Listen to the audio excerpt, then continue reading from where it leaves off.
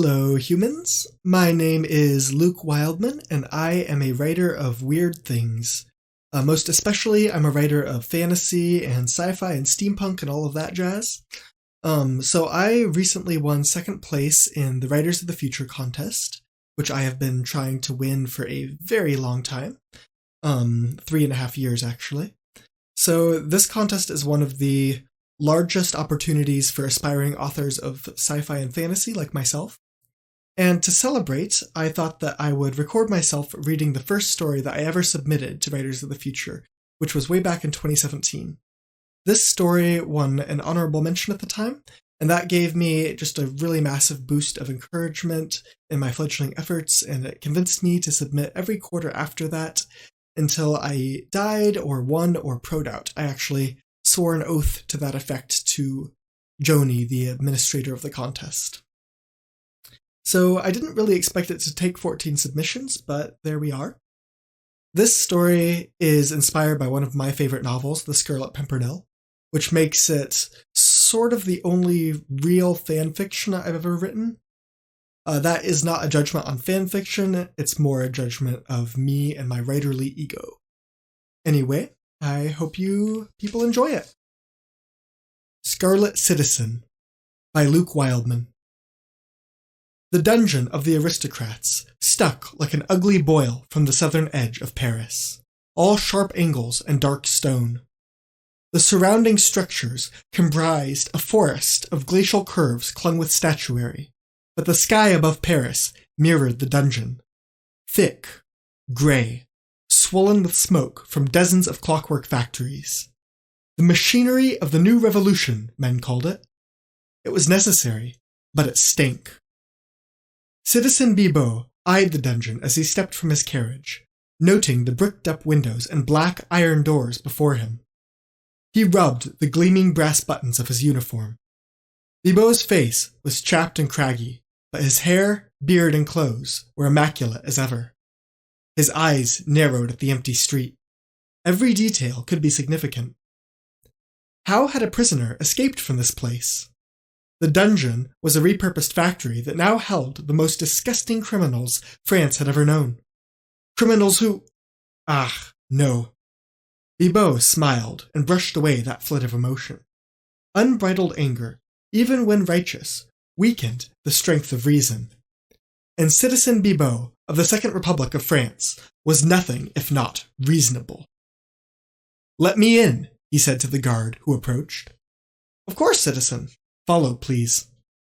The gates clanged as the guard rapped his knuckles against them. Deep within, a lever clicked, and gears whirred as they tugged back the bolts. The door swung open. Bibot entered the dungeon with the wariness of a hunting beast, gaze lingering on the lock mechanisms, on the square-faced guards who stood in their long blue coats, and, finally, on the little whiskered man who rushed to meet him, juggling a ledger with hands encumbered by 2 long coat sleeves. A fresh bruise puffed beneath the man's left eye. "Citizen Bibot," the warden said. "An honor, a true honor." Bibot nodded. Where did the prisoner reside? "Come, back this way."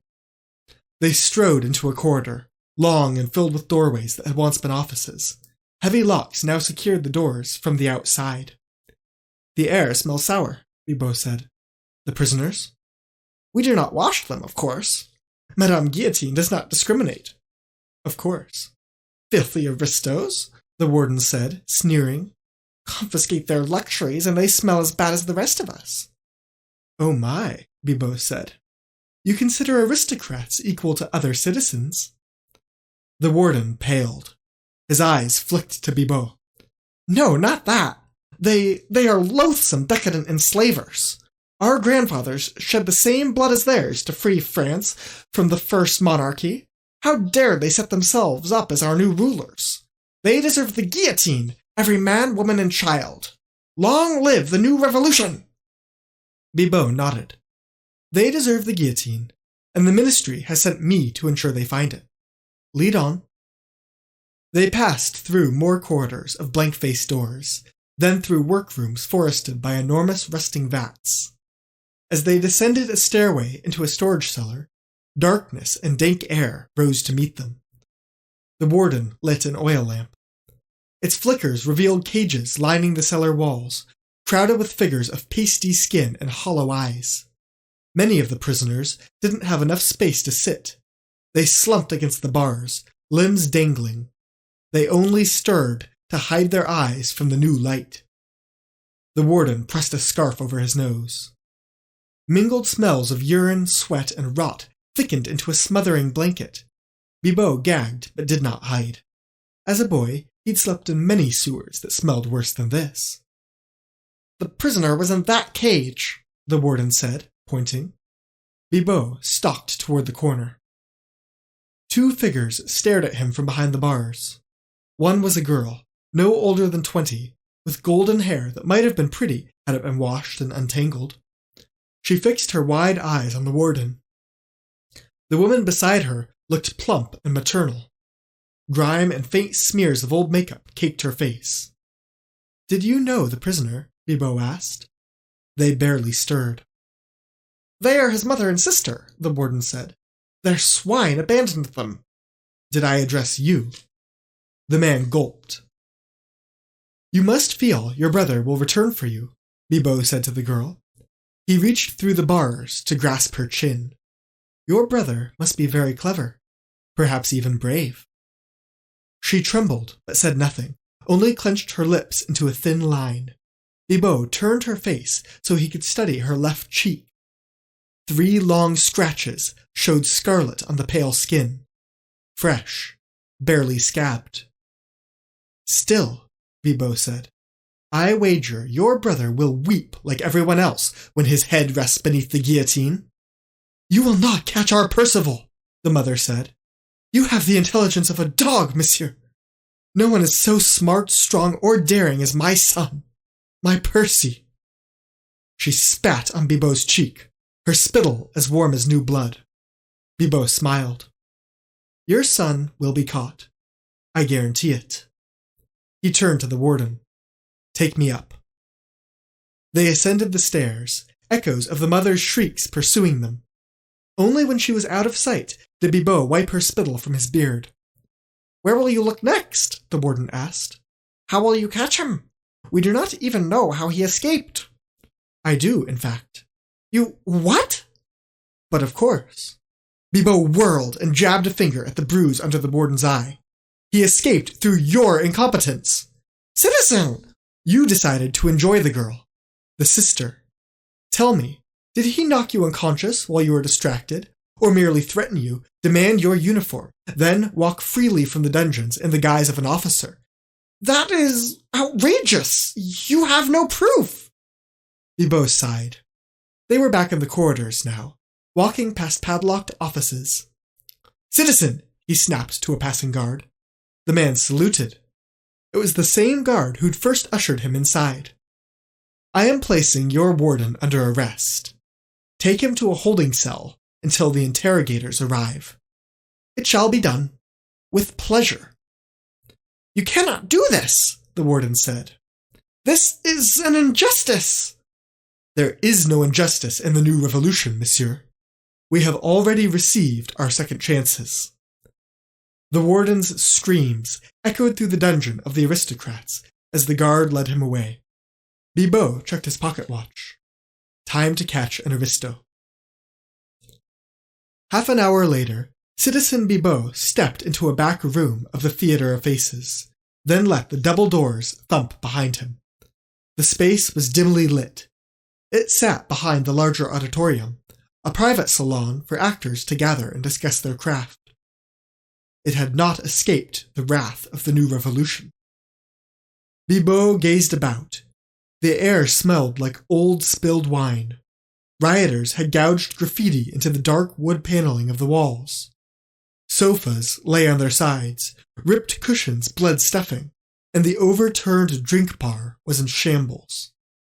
The mirrors behind it, at the back of the room, were webbed with cracks. As Bibot stepped forward, glass crunched beneath his heels. The destruction around him was complete. He gazed at a framed playbill from an old production. Bright ink depicted a masked gentleman peeping up a lady's petticoats. Bibot leaned closer, then noticed the young lady's mustache. She was winking at the viewer while holding a finger to her lips. Armand Beaumont and Percival St. Just, the billing read. Then, in enormous red letters, The Matchmaker's Headache. Bibot studied the picture. Makeup and faded ink obscured the visage of the actor who pretended to be a woman, though he obviously had delicate features and sheer cheekbones. Bibot gazed at blue eyes that both sparkled with intelligence and drooped lazily, half-lidded. Those eyes belonged to Percival St. Just. Bibot felt certain of it. St. Just had performed regularly at this theatre. Upon this stage, he'd lived out Hamlet, Tybalt, Macbeth, and a dozen other lives. A dozen lives, when he'd not deserved even one. Bibot poked farther through the rubble, but found nothing of interest. Still, when he strode from the theatre, he understood Percival's world better. A world reduced to shredded frivolities and broken glass. Where could the aristocrat hide? Bibot's private carriage hissed to a stop. A puff of steam rose like a ghost from the engine. Bibot shook his head. He'd now served France's new government for some time, yet still marveled at owning his own clockwork and steam-fueled devices. How had he risen so far from the gutters? To a street urchin, these machines had seemed untouchable. He stepped from the carriage, then gaped at the ruined mansion before him. Lawns of overgrown grass were dotted with smashed statuary, dry fountains, and elaborately crafted hedges. A white stone road cut through the center of the lawns, followed a small bridge over a stream, then led to the foot of the main house. House was too mild a term. This was nearer a palace. But the glass in its shattered windows looked like broken teeth, and looters had heaped furniture in the yard. The St. Just mansion, where Percival St. Just had been raised. Bibot strode up the drive, coat bouncing against his calves. He entered the house through an open door. Percival's room was easy to find. It was on the second floor, with a balcony that afforded a view over the city. The surrounding neighborhoods had been opulent before the new revolution, but now their theaters sat abandoned and looters had burned their cafes. In the distance, occasional airships rose from the port, drifting into open skies. Had Percival stood here, Bibot wondered, watching those blimps drift to safety while rioters beat down the gates of his home? Had he dreamed of escape amongst the clouds? This was a majestic view. It reminded Bibot of his days begging for scraps on street corners, gazing after the aristocrats who strolled by in their peacock dresses and lace shirts. To see a better life within arm's reach, yet be unable to grasp it. Bibot understood his quarry. Empathy was the first step of the hunt. He peered farther eastward. Beyond the airship port lay one of Paris's worst slums, sprawled in labyrinthian squalor. These aristocrats had feasted and laughed within sight of that misery. Sickening. Worse than sickening. Inhuman. How did one feel no remorse, no "Trou-cou! Trou-cou!" The cry of a broken clock rescued Bibot from useless anger. He stalked back through the house, past slashed tapestries and toppled suits of armor. Spoiled wealth, built upon gilded blood. This aristocracy had emerged after the first revolutions liberated France from her corrupt monarchy. The grandparents of the St. Just family, along with many others, had likely fought side by side with Bibot's ancestors. Then, while Bibot's ancestors returned to the trash heaps, these revolutionaries operated the factories that made clockwork for Napoleon's armies, amassing new fortunes. Fresh money birthed fresh aristocrats. Rich peasants set themselves as counts and countesses after the emperor's fall. They forgot their origins, squandered their second chances. Bibot would not squander his. He stepped into the foyer, and started at the sight of another figure. A stooped old woman cackled at him. "Ha! Thought we were alone, did we? I can see by your dress you've got money. Well, this house is free pickings for everyone. I got as much rights to be here as you, monsieur." She clutched her basket of stolen candlesticks wrapped in loose scraps of paper. Of course. Bibot bowed. Carry off as many dishes as you like. This wealth is for all citizens, madame. The crone leered with rotten teeth. That's right, and don't forget. What are you doing here? Look at you. You've no need of aristo money. I would not take their money were I starving. I am hunting the previous occupants of this house. Were you familiar with them? The St. Justs? Course I knew 'em. Did their washing, I did. And I unlocked their front gates for the mobs. She laughed. There was a girl, pretty young thing, and a young man, quiet but learned. They liked the theatre. Bibot nodded. If you hear anything of them, report it. Hear anything? Like that they're being taken to the guillotine, even while as we speak? I don't imagine the young man will stay so quiet under the blade. Bibot blinked, breath snagged in his throat. The guillotine? We heard it a few minutes ago. Good riddance to that lot. Long live the New Republic. Isn't that what we say now? Why was the family being moved? Who had ordered their execution? In the dungeon, Percival's mother and sister were secure. But if Bibot himself had wanted to rescue them, he'd have waited till they were traveling outside its walls. Had some fool given this order? Or was it the work of Percival St. Just? Bibot slapped his palms to his brow. St. Just might be freeing his mother and sister even now, while Bibot wandered uselessly in his old haunts. The ministry of the new revolution never forgave failure. Bibot smashed open the front door and sprinted down the drive, spitting curses at whoever had ordered the St. Just to the guillotine. The clockwork guillotine stood in a famous square of Paris, crowded by hundreds or thousands of spectators. As Bibot dashed through the crowds, he'd abandoned his carriage in the choked avenues 2 blocks prior. He glimpsed hungry, brutish faces. Ahead, the guillotine's blade rose. Tick-tock, tick. The gears clacked a percussion of death as they wound themselves tight. Scarlet pooled around the machine. A line of wagons waited to deliver prisoners to the blade. Old women sat in rocking chairs before the guillotine itself, their knitting needles clacking with a sound that resembled the gears. At every death, they bellowed laughter. Hair from the scalps was piled around their feet, gristly trophies from the day's work.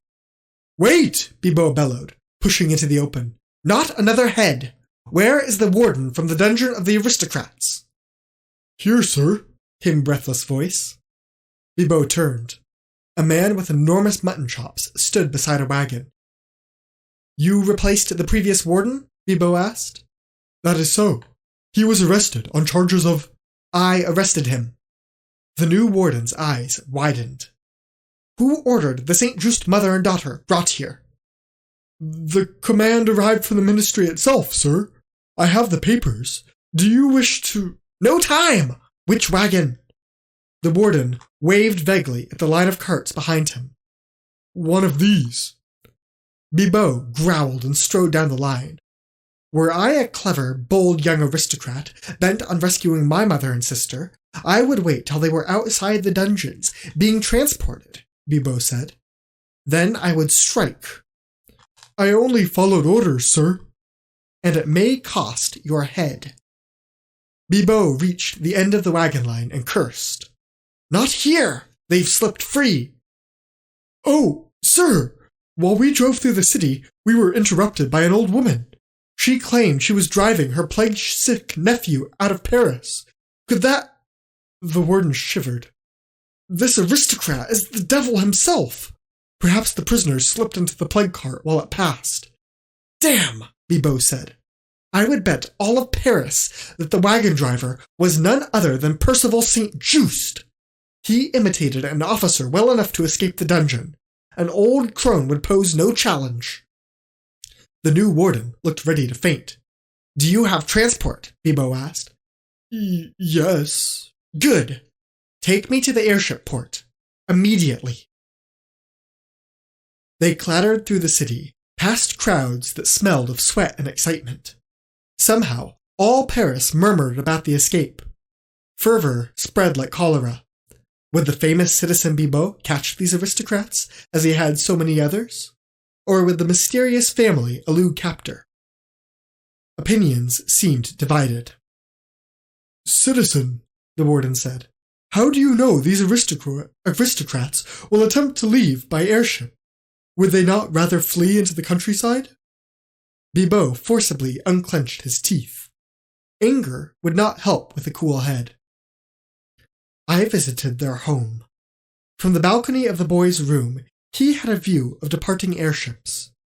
The warden frowned. "And?" "Have you ever been hopeless, monsieur?" The warden blinked. "When you are hopeless, begging for food on the street corners, you stare after the aristocrats who pass by. You imagine yourself among them, wearing their clothes, living in their world.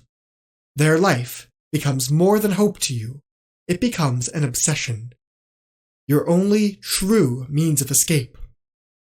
"I do not understand, monsieur." "I do not expect you to, but I am inside Percival St. Just's head. He will make for the airships." Their carriage puffed to a halt beside the stone entrance to the airship station, and Bibot and the warden leapt out. 2 guards followed, shouldering rifles. "Search everywhere," Bibot commanded, "especially any ships that will soon depart. The prisoners will be disguised." They marched in, barely pausing to demand information from the port authorities. No aristocrats or old ladies who might have been aristocrats had been seen today. Yes, 2 blimps were set to fly within the hour. 1 private schooner for Germany, another for London. None had departed recently. All ships could be delayed if the revolution required it. The blimps were anchored in a deep trench that was cut like a scar into the heart of Paris. White sky gleamed at the top of the trench, shining into the dingy station. Bibot hurried down the wharf, boots thumping on tile. Ships bobbed beside him. There! The schooner bound for Dresden. The name Daydream was painted in bright yellow on her prow. Her captain stood on the gangplank, arguing with a port official. "Move!" Bibot said, drawing near. The captain gaped. "Move!" Bibot hauled a pistol from his belt and cocked the hammer. The captain stumbled back, frantically gesturing for Bibot to pass. Bibot stowed his pistol as he entered. Inside, a dozen or so passengers sat in the ovular cabin. They looked like frightened business people, mostly. 1 or 2 who might have been agents of the revolution. Or spies of the enemy. "Check them all," Bibot told the warden and guards. He walked down the aisle, examining papers, scrutinizing faces. No need to rush now. The aristocrats would be caught. It only required time. The questions were where, and on which ship. "Reason for traveling to Dresden?" Bibot asked a fat priest. "I live there. I only came to assist in the efforts against cholera, and this is how you treat me." "Indeed, we apologize for the inconvenience." He moved on. "What if they are not here, monsieur?" the warden asked. Bibot smiled. "They will be. But if they were not, it would mean your head and mine. We would have failed the revolution." The warden moaned. "Then we would have no grace. We have already received our second chances." For a moment, there was silence. Then Bibot turned to the warden. "I said that to your predecessor, but you were not there. How well, citizen? I was there, you see." The warden smiled. Then he peeled the sideburns from his cheeks. Bibot's mouth ran dry. His lips parted, and he felt his heart tick the percussion of a broken clock. "The guard," he said. You let me into the dungeons." "Actually, it was the other way around. Thank you for that. Escaping was tricky, but returning for my mother and sister was far harder." "Impossible! Isn't it then, citizen?" The man hunched over, and his voice turned raspy, melting into the old crone from the mansion. "There, too? How else could I make you visit the guillotine, eh? I had a delicate schedule to keep." Astounding! Guards, seize him. The soldiers stared with serious eyes. I'm afraid these are my people, Percy said. Mother, sister, why don't you greet Citizen Bibot? I fear he won't be traveling with us to Dresden. What? There was no old lady with plague, you see. I made up that story. But don't feel bad, citizen. You almost won. I struggled to fake my way as the new warden, command my mother and sister to the guillotine, converse with you in my old house, then arrive at the guillotine before you. If you hadn't been caught in traffic, I'd never have made it. Bibot shook his head. He felt dizzy. I'm deeply grateful for the ride in your carriage, Percy said. Most appreciated. Do you know I was worried about roadblocks? I had to visit my home to secure some financial documents. They'll help me arrange a comfortable life in England. Far more comfortable than yours will soon be, I'm afraid, once your precious revolution learns of your failure. But fetching those documents took time, and it seemed inevitable someone would notice my family's absence before we set sail. Hence my need for you. You've been splendid. Something about his words, the sheer arrogance perhaps, jolted Bibot's nerves, unfreezing him. This man was a devil, a fiend who tread upon commoners for pleasure, a decadent, cruel man, less than a man, an aristocrat. Bibot's hand flew to his belt, but grasped nothing. Where was his pistol? Percival winked at him. Time to say au revoir. Except I fear we won't meet again. I'll leave you to the mercy of your new revolution, such as it is. Ready to fly, Anthony? Of course. Sir Anthony is an old friend, Bibot said, bowing to the grinning captain. I've many friends in England. They'll find us a new life. You will be caught at the blockade, Bibot said. You'd best fret about yourself, sir. Percival waved a pistol in Bibot's face. Bibot's own pistol. Bibot backed from the ship, down the gangplank. Viva la Revolution, citizen, Percival called. And remember, you've already had your second chance. With a roar of engines and a puff of steam, the airship lifted into the slit of white sky. Bibot watched it soar. No second chances. That damned aristocrat was correct. Bibot would receive more mercy from his quarry than his countrymen. Citizen! A port official strode toward him. Bibot stared at the trench where the other airships were moored. Briefly, he considered seizing one and giving pursuit. But no, he had no crew, no way to fly. And even if he caught the St. Justs, he had already failed the revolution. And the revolution did not forgive. Where is that ship going, citizen? The port official asked. To a new life, Bibot said. Then he stepped off the edge of the trench. His body tumbled into the scar in the heart of Paris. All right, well, thank you so much for listening, friends. If you enjoyed this story, or even if you didn't, I would love to hear your thoughts. This was my first attempt, so we'll see how it goes. I will probably do more of these stories, and I might do some of them in video form in the future. We'll see. So if you want to hear more about those, you can learn more at lukewildman.com. You can also listen on Spotify or YouTube if you desire. And don't forget to like or subscribe or follow as appropriate. A really special thanks to everyone who gave me feedback on this story, Micah Detweiler, Lauren Wildman, James Kittapole, everyone in the creative writing class where I first wrote this story. And another special thanks to James Kittapole, whose equipment I'm using and whose bedroom I am sitting in right now. If you are interested in hearing amazing conversations about sports and politics and theology and all sorts of subjects, you should check out his podcast, The Crunchy Take. All right, well, thank you so much for listening, and have a good day.